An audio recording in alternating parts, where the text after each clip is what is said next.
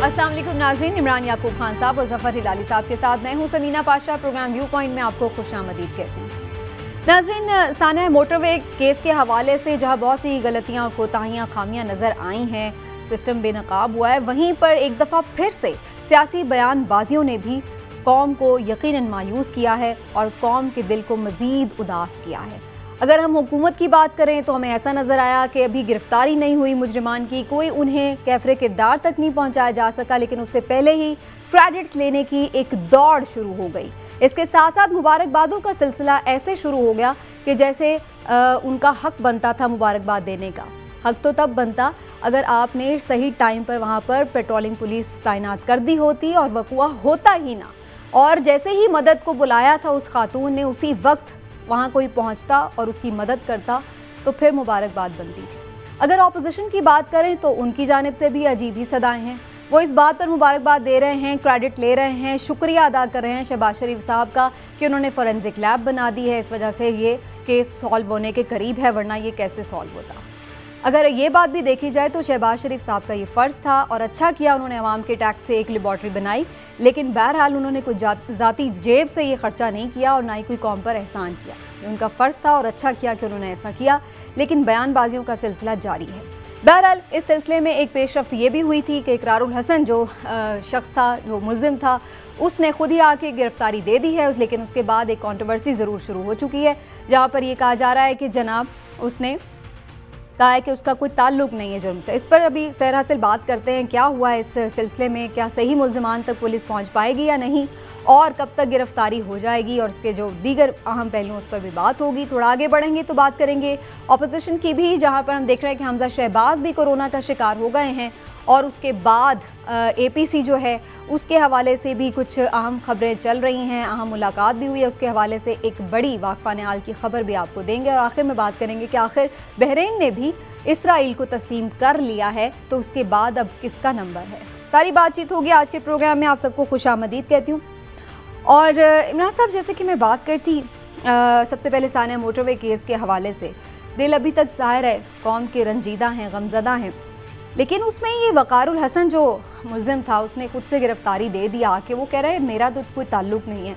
ये तकरीबन उसी बात को मेरा ख़्याल है कि सपोर्ट करता है कि जो हम बात कर रहे थे कल, के जल्दबाजी कर दी गई है इस सिलसिले में। बिस्मिल्लाहिर्रहमानिर्रहीम। समीना, एग्जैक्टली ये वही बात है जो कल हमने इस प्रोग्राम में अपने डिस्कस की थी कि ये बहुत ना सिर्फ जल्दबाजी की गई है, लेकिन और बल्कि सिर्फ और सिर्फ प्रेशर को रिलीज़ करने के लिए ऐसा किया गया कि आप सिर्फ एक प्रेस कॉन्फ्रेंस कर दें।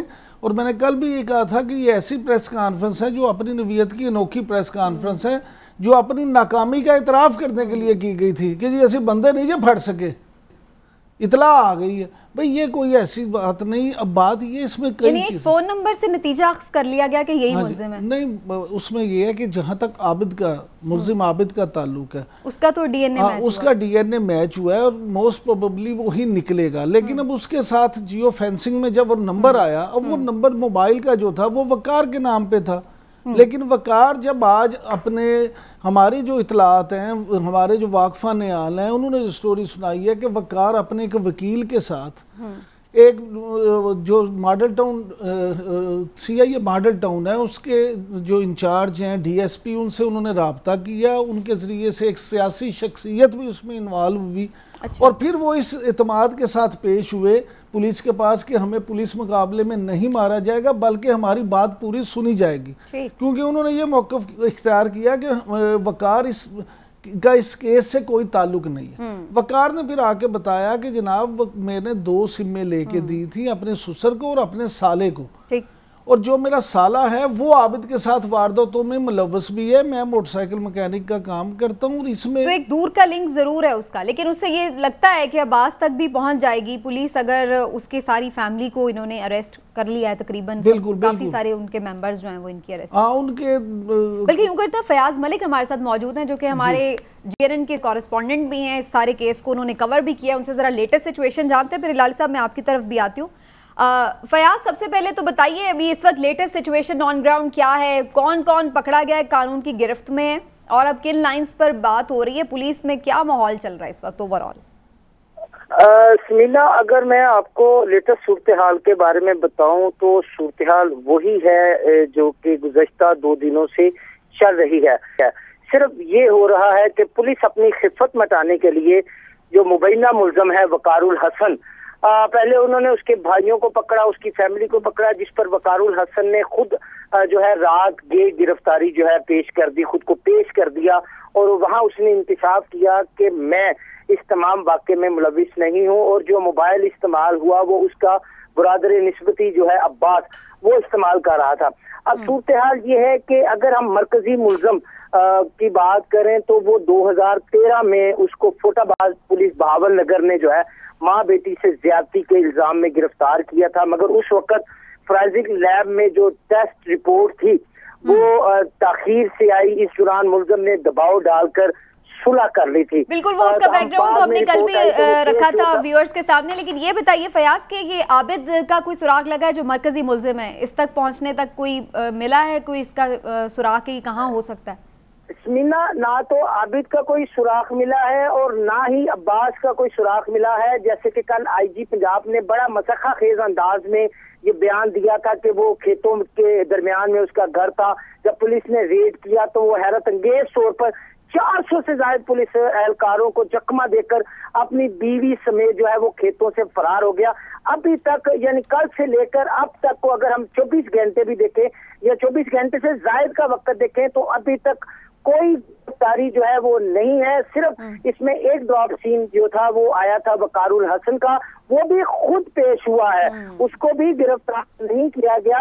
یہ صورتحال ہے. اور اگر یہ جیو فینسنگ یا جدید سرٹیفکیٹ قسم کی تفتیش کی بات کرتے ہیں تو اس تمام کیس کو حل کرنے میں پنجاب پولیس کا کوئی کردار نہیں ہے، ابھی تک نظر نہیں آ رہا. ٹھیک ہے، چلیں، بہت شکریہ آپ کا فیاض ملک. آپ سے پھر بھی بات کریں گے، جانیں گے کہ کیا اس میں اپڈیٹس ہو رہی ہیں. لالی صاحب، یہ جو ساری سچویشن اس وقت اب سامنے آئی ہے وقار الحسن کے آنے کے بعد، جس نے خود گرفتاری دی، پولیس ابھی مرکزی ملزم بھی اور عباس جو ملزم دوسرا اب نکلا ہے سامنے آیا ہے اس تک بھی پہنچ نہیں پائی، آپ کیا جج کر رہے ہیں؟ پولیس انڈر پریشر کام کر رہی ہے کیا؟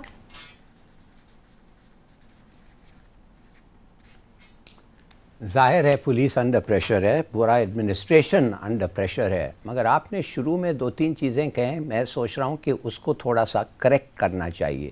جی، پہلے تو آپ نے کہا کہ یہ بڑی اچھی بات ہے کہ شہباز شریف نے ایک وہ لیبارٹری وہ جو بینک بلڈ بینک کھولا. یہ بلڈ بینک کا جو کنسیو کیا تھا پروجیکٹ کو، یہ پرویز الہی تھا، اس کو بھی اقداد دیں. ٹھیک ہے، شہباز شریف اس کو امپلیمنٹ کیا تھا، مگر سب سے زیادہ داد اب دیں آپ وہ ڈائریکٹر جنرل جو ہے اس پروجیکٹ کا، طاہر عباسی اس کا نام ہے. یہ امریکہ سے واپس آیا ایک اچھی نوکری چھوڑ کے اور یہ چلا رہا ہے، اینڈ ان کو داد ضرور ملنا چاہیے. دوسری بات جو میں آپ سے پوچھنا چاہتا ہوں، جو میں سمجھتا ہوں کہ ہم لوگوں کو پوچھنا چاہیے کہ عارف صاحب 13 سال پہلے کیسے نکلے؟ اب آپ نے کہہ دیا ہاں وہ یہ ہوا وہ ہوا. یہ ڈو یو نو کہ جرگا کا کمپرومائز اللیگل ہے؟ لیگل نہیں ہے، اللیگل ہے. ڈو یو نو کہ یہ کرائم جو ہوتا ہے ریپ، یہ کرائم جو ہے it is against it is a crime against the state. Rape can never be condoned. کبھی کنڈینیشن نہیں ہو سکتی، اور نہ اسلامک لا میں اس کو کنڈیم آپ کنڈون کر سکتے ہیں. یہ کوئی کمپرومائز اس پہ ہو نہیں سکتا. یہ اسٹیٹ لا ہے، یہ ریلیجس لا نہیں، یہ اسٹیٹ لا ہے. تو اب میں آپ کو ایک سوال پوچھتا ہوں کہ آپ سوچیں، عابد کو آپ جان سے مار دیں تو سب چیز سالو ہو جاتا ہے، ہر چیز سالو ہو جاتا ہے. وہ بھی بات نہیں نکلے گی کہ اس کو چھوڑا کون، یہ تو اللیگلی گھوم رہا تھا. دوسری بات، اس پہ سب چیز تھوپ پہ بات ختم، کیس فنشڈ. تو میں آپ سے یہ کہنا چاہتا ہوں بعد میں آپ ضرور آئیں، اس لیے کہ میں آپ کو بتانا چاہتا ہوں یہ ہو کیسے سکتا ہے. یہ سسٹم میں کیا ہے جو ہم لوگ کو جسٹس کو پرورٹ کر سکتا ہے. آپ اگر مجھے وقت دیں گی آفٹر آسکنگ ادر کویسچنز، میں آپ کو 2 منٹ میں سمجھا دوں گا کیا ہے یہ چیز. آپ بتا دیں ہلال صاحب، بتا دیں. میں پھر جاتی ہوں عمران صاحب کے پاس. دوسرا سوال ہے کہ آپ بتا دیں آپ کیا کہہ رہے تھے.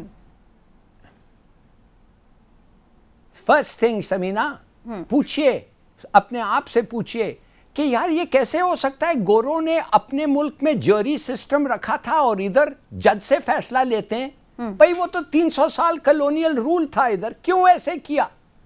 اور آپ کو پھر جواب یہ ملے گا کہ جوری سسٹم جو ہوتا ہے وہ بڑا فیئر ہوتا ہے, لوگوں کو کنٹرول کرنا بڑا مشکل ہوتا ہے, وہ آنیسٹ سٹیزنز ہیں ایک ملک کے, اور وہ پھر وہی کہتے ہیں جو ان کے سامنے ایویڈنس آتا ہے. مگر ایک جج کو اگر آپ اپوائنٹ کریں, پروموٹ کریں, پوسٹ کریں, تنخواہ دیں, وہ بڑے آسانی سے وہ کنٹرول ہو سکتا ہے.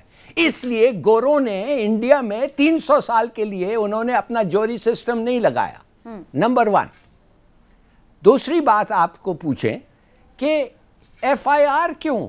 بھائی برٹن میں ایف آئی آر کیوں نہیں ہوتا ہے؟ کوئی سنا ہی نہیں ہے ایف آئی آر انگلینڈ میں. کیوں؟ اس لیے کہ ادھر ایک انسیڈنٹ کا رپورٹ ہوتا ہے.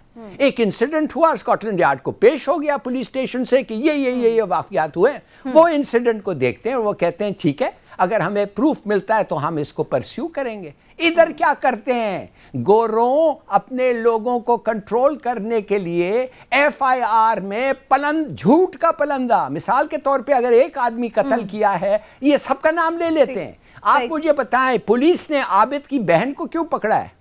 یہی عابد اس کی بہن کو کیوں پکڑا ہے؟ what did she do wrong؟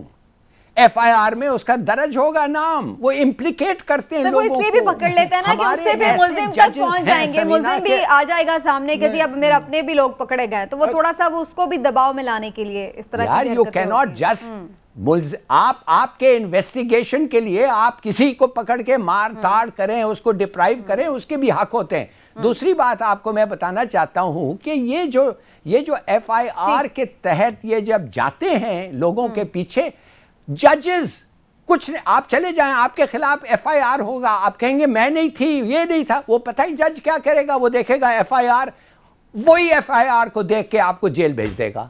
آپ کا پوائنٹ میری سمجھ میں آ گیا لالی صاحب. چلیے یہاں پہ تھوڑا سا کرنا چاہیے. بالکل صحیح ہے, یہ کافی آپ نے چیزیں بتائی. نہیں, میں ہلالی صاحب کی کسی بات سے آج متفق نہیں ہوں. نہیں کریں, میں بالکل یہی آپ کی طرف ہی آ رہی ہوں. ہلالی صاحب نے جو باتیں کی ہیں نا, بڑی معذرت کے ساتھ بڑی ویگ سی گفتگو آج انہوں نے کی ہے.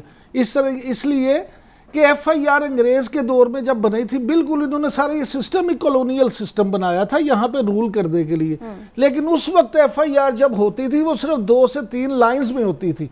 اگر مجھے پتا ہوتا تو میں آپ کو آج بھی سن لیں, آج بھی اگر آپ 1947 سے پہلے کی ایف آئی آرز دیکھیں تو وہ 2 3 لائن سے زیادہ نہیں ہیں. اب بات کیا ہے, یہاں پولیس نے صرف پولیس گردی کے لیے, میں بڑا سخت لفظ استعمال کر رہا ہوں, پولیس گردی کے لیے اپنا ایک وہ روب اور دبدبا اور اپنا ہولڈ رکھنے کے لیے خود لوگوں کو غلط راہ پہ لگایا. پھر کچھ وکلا نے ان کی مدد کی, اور یہ ایف آئی آر جو 2-3 لائن والی تھی یہ 2-3 صفوں تک پہنچ گئی. اور اب یہ ہوتا ہے کہ اگر آپ جو دل کرتا ہے اس میں ڈال دیتا ہے. سن لیں, نہیں, صرف جرم کرنے والے کا نام نہیں لکھا جاتا. میں ہلالی صاحب سے آگے والی بات کرنے لگا ہوں کیونکہ میں خود کرائم رپورٹنگ بھی کرتا رہا ہوں اور انویسٹیگیٹو سٹوریز بھی کرتا رہا ہوں. اب سب سے پہلے ہلالی صاحب ان لوگوں کے نام ایف آئی آر میں دیے جاتے ہیں جن پہ یہ شک یا امید ہو کہ یہ لوگ پیچھے سے اس کی ضمانت کرا لیں گے, اس کو سپورٹ کریں گے یا اس کے لیے صلح کی کوشش کریں گے. یعنی مجرم سے پہلے اس کے سپورٹروں کو باندھا جاتا ہے, اور پھر اس کے بعد اس طرح کی ہر ایف آئی آر میں 4-5-6 ہلالی صاحب کا بھی یہی پوائنٹ تھا نا کہ ہمارا سسٹم ایسا ہے. سمینا مجھے بات کر لینے دے پلیز, مجھے پتہ ہے ہلالی صاحب کا کیا تھا, مجھے بات کر لینے دے پلیز. بات یہ ہے کہ ہلالی صاحب 4-5 نامعلوم لوگوں کے بھی نام شامل کر دیے جاتے ہیں کہ بعد میں بھی اگر کسی کو انوالو کرنا ہوگا تو اس کو کہہ دیں گے یہ وہ نامعلوم تھا. پہلی بات تو یہ ہو جاتی ہے. دوسری بات, اس پرٹیکولر کیس میں آپ یہ دیکھیں ججوں نے بھی صرف ایف آئی آر پہ فیصلے نہیں کرنے ہوتے. یہاں کیا ہو رہا ہے, یہاں یہ ہو رہا ہے کہ یہاں ایک ایف آئی آر تو ہو گئی, پہلے تو پولیس نے رسپونڈ ہی بڑے دیر سے کیا, اس کے بعد اپنی وہ غلطی چھپانے کے لیے پھر ان کو کہا جی آپ اس نمبر پہ کریں, پھر ہمارا علاقہ نہیں بنتا, پھر موٹر وے پولیس نہیں تھی, یہ ساری چیزیں آپ بھول جائیں. اب کیا ہو رہا ہے, اب یہ ہو گیا کہ ایک چیز ڈی این اے سے, آپ کو پتا ہے کہ فرانسک لیبارٹری والوں نے چیف منسٹر کو یہ بتایا کہ جناب یہ ایک میچ کر گیا, سی ایم ہاؤس سے پھر پولیس کو بتایا گیا, پولیس کو تو پتہ بھی نہیں تھا.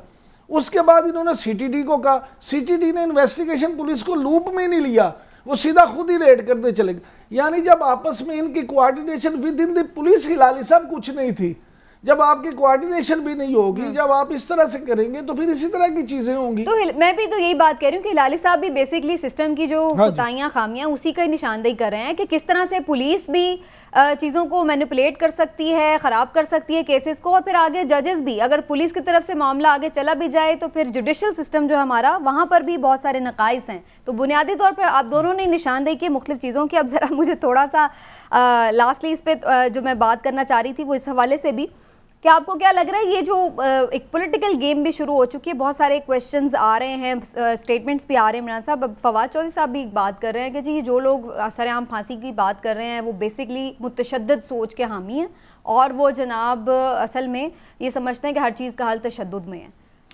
اس اسٹیٹمنٹ کو آپ کیسے دیکھتے ہیں؟ کیونکہ یہ تو میرا خیال ہے پبلک سینٹیمنٹس ہیں، ہر کوئی یہ چاہ رہا ہے. سب سے پہلی بات کہ میں خود یہ چاہتا ہوں کہ ان مجرموں کو جو مجرم ثابت ہو جائیں ان کو سرے عام سخت سے سخت سزا دی جائے، ان کو وہاں پہ لے جا کے موقع پہ پھانسی پہ لگایا جائے. اور علی صاحب تو اس سے بھی زیادہ چاہتے ہیں، لیکن میں یہ کہوں گا کچھ باتیں فواد چودھری صاحب کی ٹھیک ہیں. ایک سسٹم ضرور بننا چاہیے، اس کیس کو یا ٹیسٹ کیس بنا کے جو قانونی پیچیدگی ہیں ان کو دور کر کے ایک سسٹم بنا لیں. فواد چودھری خود بھی ایک وکیل ہے، لیکن یہاں آپ کے ساتھ ہی میں یہاں پہ شہباز گل صاحب کا بھی ذکر ضرور کرنا چاہوں گا کہ جب ایک چیز ایسی ہو جس پہ خدا نہ خواستہ اس طرح کا اتنا بڑا واقعہ ہو جائے، سانحہ ہو جائے، اور اس میں آپ جھوٹے سچے مجرم جب پکڑے بھی نہ جائیں، صرف نشاندہی ہو جائے اور آپ مبارکبادیں دینا شروع ہو جائیں، اور خدا کا واسطہ ڈاکٹر صاحب خدا کی پناہ کوئی آپ خوف خدا کریں، آپ مبارکباد کس بات کی دے رہے ہیں؟ اسی چیز کو تو میں بھی انٹرو میں کنڈم کر رہی تھی کہ دونوں طرف سے ایک غیر ضروری سی سٹیٹمنٹس کا سلسلہ شروع ہو جاتا ہے. کوئی ایسا لگتا ہے ہلالی صاحب ہمارے ہاں تو کوئی ایسا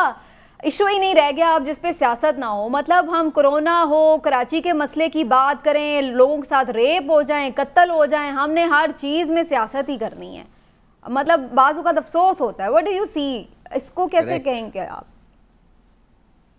بالکل دیکھیے، ایک چیز تو آپ مانیں گے کہ اگر اپوزیشن دیکھ رہا ہے کہ ایک ایڈمنسٹریشن غلط کامیں کر رہا ہے، غلط طریقے سے ٹریٹ کر رہا ہے، تو وہ نیچرل ہے کہ وہ پولیٹیکل ایڈوانٹیج اس سے لینا چاہیں گے. سمینہ، اس سے کیا ان نیچرل بات ہے؟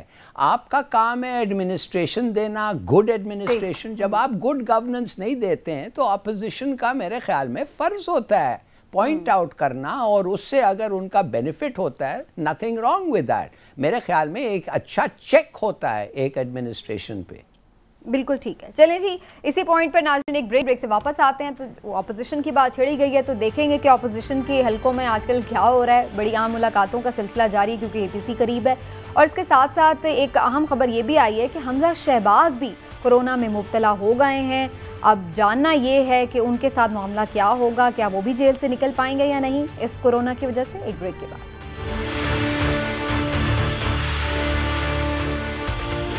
ویلکم بیک ناظرین. حمزہ شہباز کافی عرصے سے جیل میں ہیں اور اب یہ خبر آئی ہے کہ ان کو کورونا ہو گیا ہے. کووڈ-19 کا ان کا ٹیسٹ پازیٹیو آیا ہے، جس کے بعد یہ بھی خبر آئی ہے کہ ان کی جانب سے اور جو ان کے خاندانی ذرائع ہیں ان کی جانب سے یہ ریکویسٹ کی جا رہی کہ ان کو بھی جیل سے نکالا جائے اور انہیں ان کے ذاتی معالج کو دکھانے کا موقع بھی ملنا چاہیے، علاج کے لیے اسپتال بھی منتقل کرنا چاہیے. تو کیا ہونا چاہیے جی، اس حوالے سے بات کرتے ہیں. لالی صاحب، آپ کو کیا لگتا ہے؟ پھر ظاہر ہے کورونا تو سیریس ایشو ہے، کیا پھر انہیں بھی نکال کے اسپتال منتقل کر دینا چاہیے؟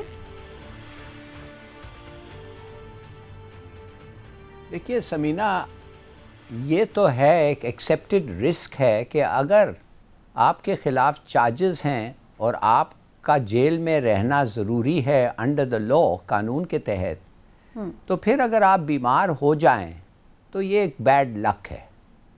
مگر یہ بھی ماننا پڑے گا کہ جیل میں رہنا 2 سال کے لیے، 2 سال تک آپ کا اب تک کوئی ٹرائل کا ڈیٹ فکس نہیں ہوا ہے.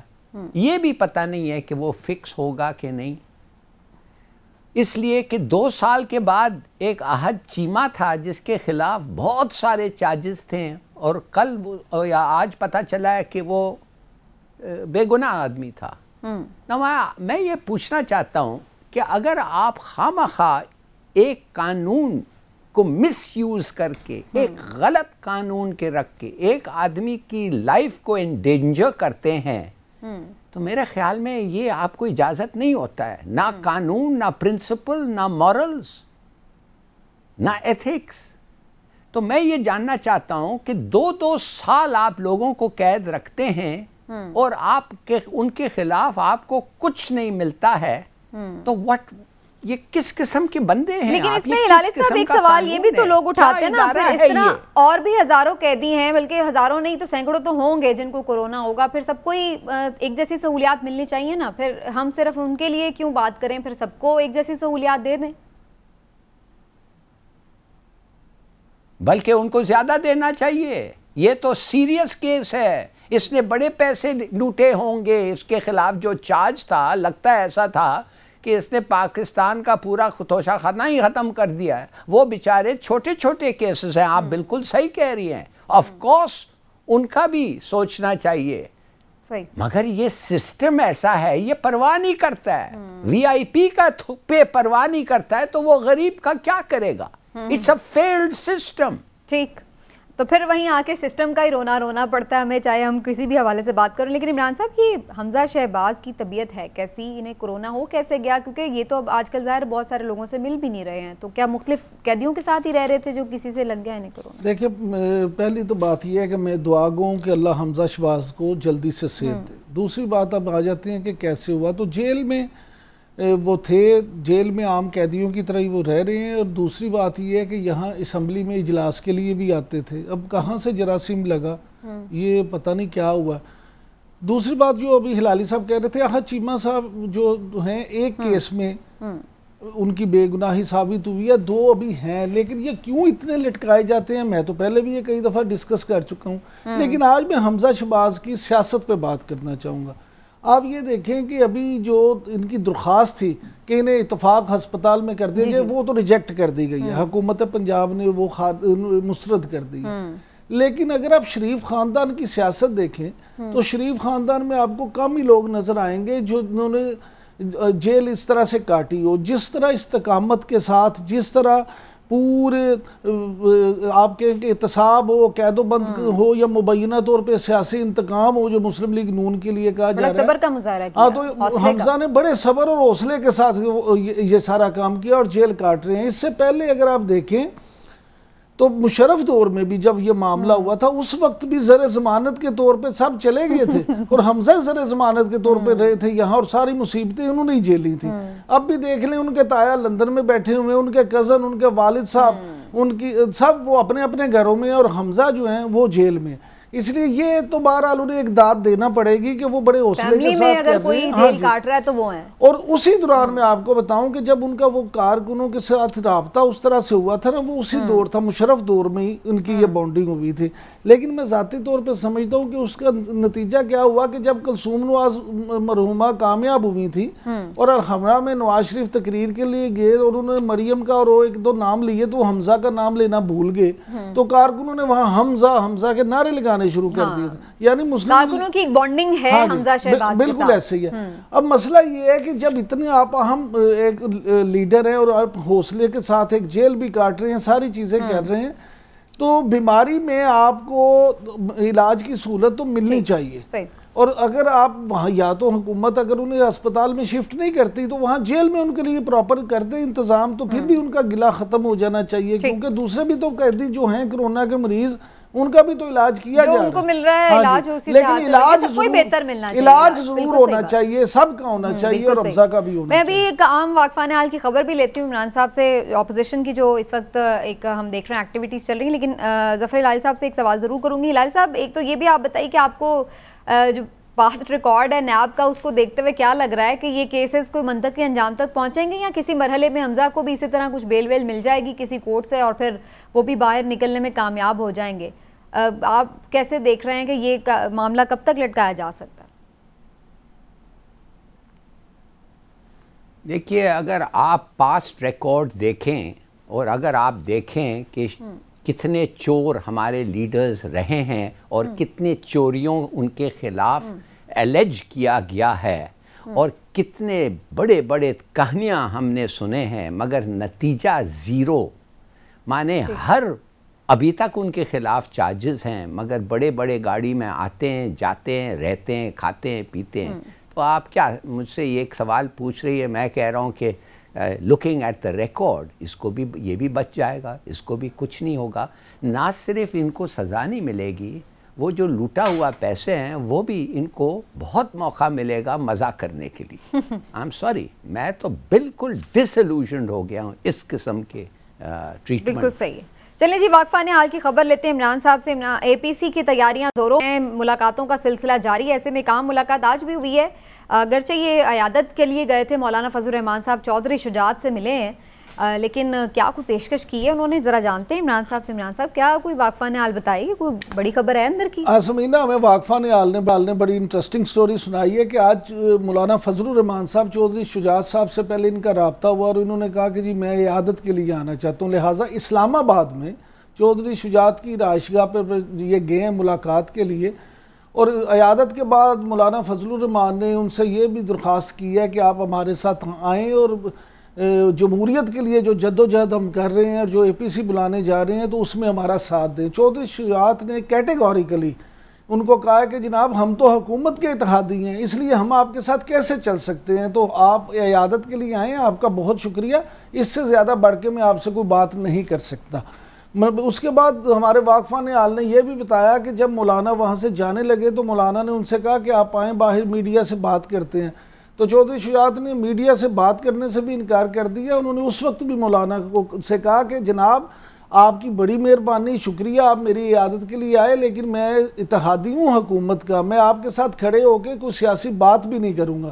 لہٰذا مولانا نے اکیلے ہی وہ میڈیا سے بات کی اور اس کے بعد وہ وہاں سے روانہ ہو گئے. چلیں جی, مولانا کو اس محاذ پہ تو ناکامی دیکھنی پڑی ہے, اتحادی توڑنے میں کچھ کامیاب نہیں ہو سکے مولانا, لیکن بہرحال آپس میں ملاقاتوں کا سلسلہ جاری اپوزیشن کی دیگر جماعتوں کا. دیکھتے ہیں جی اپوزیشن کیسے بیٹھے گی, کب بیٹھے گی اور کیا نتیجہ نکالے گی اس APC سے. ایک بریک لیتے ہیں, واپس آتے ہیں تو بات کرتے ہیں کہ آخر ایک اور ملک نے بھی اسرائیل کو تسلیم کر لیا. بحرین نے بھی معاہدہ کر لیا اسرائیل کے ساتھ اور اس سے تمام تعلقات بحال کرنے جا رہے ہیں, لیکن اس کے بعد اب کیا منظرنامہ بن رہا ہے اور کون کون پائپ لائن میں, بتائیں گے آپ کو بریک کے بعد.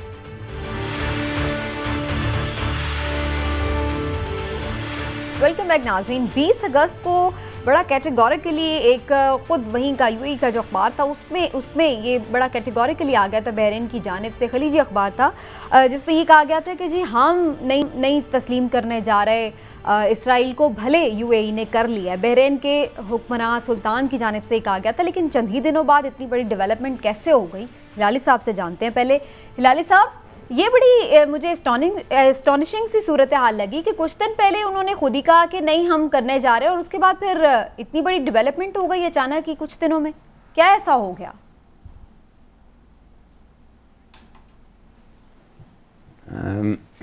دیکھیے, مجھے ایک لحاظ سے افسوس سے کہنا پڑ رہا ہے کہ یہ جو دو واقعے ہوئے ہیں, افغانستان میں ٹاکس اور یہ عرب ریکگنیشن آف پیلسٹائن, یہ دونوں ایک قسم کے ہوکس ہیں.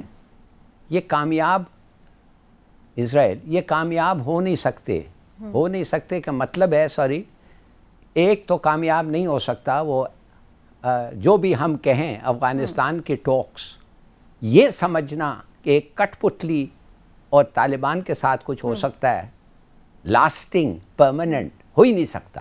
مگر یہ چھوڑیں, یہ کیوں ہو رہا ہے, یہ اور Arab recognition of Israel, GCC recognition of Israel کیوں ہو رہا ہے, وہ تو آپ پتہ چل گیا ہے. ایک کتاب آ رہا ہے اس پہ. اچھا, وہ کتاب یہ ہے, ٹرمپ کے الفاظ ہیں.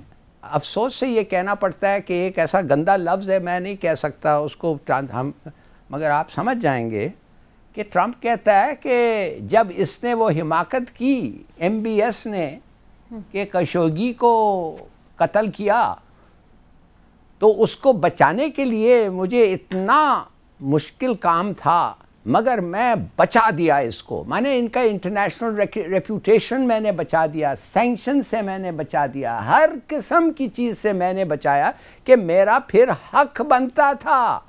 یہ تو نہیں کہا کہ میرا حق بنتا تھا, مگر مقصد ہی یہی تھا اس کا بچانے کا کہ میرا پھر حق بنتا تھا, میں ان کو کچھ بھی پوچھوں تو انہوں نے کرنا تھا. تو یہ جو ریکگنیشن کیوں آئی ہے بھائی, پہلے سے پہلے سے ان لوگوں کی ملاقات ہوئی تھی سیکریٹلی. پہلے سے ہمیں پتا ہے کہ ان کی ایک گٹھ جوڑ ہے ایران کے خلاف. میں آپ سے اسی پروگرام پہ بڑے دفعے کہا ہے کہ سعودی عربیہ نے over flight rights Israeli aircraft to attack Iran دے چکے ہیں. تو کیا ضرورت تھا یہ فارمل ریکگنیشن اب ہو, خاص طور ان اپینڈیجز, وہ چھوٹے سے اپینڈکس جو ہیں ایم بی ایس کے, یہ جو گلف سٹیٹس میں پیٹرول سٹیشنز بحرین یو اے ای, ان کو کیا ضرورت تھا ان کو کیا کہتے ہیں گالی کھانے کے لیے, گالی کھلوانے کے لیے ان سے ریکگنیشن کرو. اس لیے کہ ٹرمپ نے کہا میں الیکشنز پہ جا رہا ہوں, میں نے وعدہ کیا تھا کہ یہ ہوگا, میں نے وعدہ کیا تھا افغانستان کا جنگ ختم ہوگا اور پیس ہوگا, وہ اپنی الیکشنز کو ظاہر ذہن میں رکھ کے, میں نے تمہارے لیے بہت کام کیا ہے. انڈرسٹینڈیبل, تو وہ اس لیے وہ ظاہر اس چیز کے لیے وہ ایکٹیو ہیں. بالکل ٹھیک ہے. عمران صاحب آپ کا کیا ٹیک ہے اس کے بعد, پھر ہم کیا سمجھیں؟ پہلے ہم نے جب یو اے کی بات کی تھی تب بھی آپ نے بھی یہ کہا تھا کہ ہو سکتا ہے اور ممالک بھی اس کی طرف بڑھیں, اور یہ ہوا. اب مزید بھی اس کا مطلب ہے ایک اسرائیلی اخبار نے تو نام لے کے یہ لکھ دیا تھا کہ بحرین یا عمان اور اس کے بعد سوڈان سمیت بہت سارے ملک ہیں جو یو اے کے بعد اسرائیل کو تسلیم کریں گے, ان کے ساتھ اپنے روابط دوبارہ بنائیں گے, شروع کریں گے. اب میں سمجھتا ہوں یہ مسئلہ جو ہے نا پوری امہ کا ہے, مسلم امہ کا مسئلہ. اس کو او آئی سی ویسے تو اب کسی کام کی نہیں ہے, لیکن اسے اس مسئلے کو کم از کم وہاں اس پلیٹ فارم پہ ضرور ڈسکس کیا جانا چاہیے, اور ایک ایسا لائحہ عمل اختیار کرنا چاہیے کہ جس سے اس کے کوئی نتائج نکل سکیں, کیونکہ اس طرح ایک ایک کر کے یہ جو لوگ کریں گے تو اس کے بعد اس کی پھر اہمیت نہیں رہے گی. اور میں سمجھتا ہوں کہ ٹرمپ کی اور امریکہ کی اس وقت کوشش یہ ہے کہ اسرائیل کو ایک ایک کر کے اس طرح سے عرب ممالک سے وہ کروا لے کہ پھر آخر میں سعودی عرب کے لیے بھی کوئی راستہ نہ بچے, اور وہ بھی سب کے. اور یہ میں سمجھتا ہوں کہ جو لالی صاحب نے کہا ہے, میں بالکل انہوں نے ٹھیک کہا کہ صرف ایک نہیں, بہت ساری ان کی خفیہ میٹنگز ہوئی ہیں, اور تمام ممالک جو عرب ممالک کے بعد پاکستان کی طرف بھی آ سکتے ہیں. نہیں, پاکستان کا انہیں پتا ہے کہ پاکستان یہ کبھی نہیں کرے گا, اس لیے پاکستان پہ ابھی ایسی میرے نہیں خیال کہ کوئی انہوں نے ایسی ورکنگ شروع کی ہو. راج صاحب بالکل لاسٹ 30 سیکنڈز ہیں, بلکہ 15 سیکنڈز ہیں, آپ جلدی سے کامنٹ کر لیں. جی, میرا خیال یہ بھی ہے سمینہ کہ جنگ ہوگا جی سی سی اسرائیل اور امریکہ ایران کے خلاف. کیوں کہ اگر ایران کے آئل انڈسٹری کو تباہ کر دیں, تیل کے پرائسز بڑھیں گے, سعودی عربیہ اور جی سی سی ملکوں کو بہت فرق پڑے گا.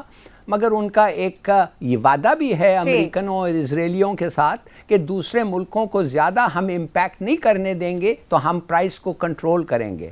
آپ دیکھیں کیا ہونے والا ہے 3-6 مہینے میں. ٹھیک, تو معاشی مفادات بھی ظاہر ہے ملحوظ خاطر ہیں, اور پولیٹیکل بھی ہیں ظاہر ہے, سیاسی بات بھی سامنے رکھے جا رہے ہیں, اور اس کے بعد ہی دیکھتے ہیں کہ کیا یہ سارا منظرنامہ بنتا ہے اس خطے میں. ناظرین, آج کے پروگرام کو یہیں سمیٹتے ہیں. انشاءاللہ اب آپ سے اگلے ہفتے ملاقات ہوگی.